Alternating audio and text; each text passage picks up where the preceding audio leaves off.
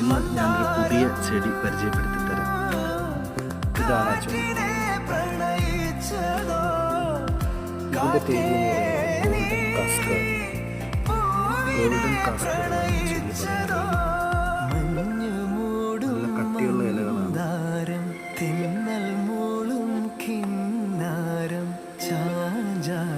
ഇതൊരു വള്ളിച്ചെടിയാണ്. പൂക്കൾ നല്ല മഞ്ഞ നിറത്തിലുള്ള പൂക്കളാണ്.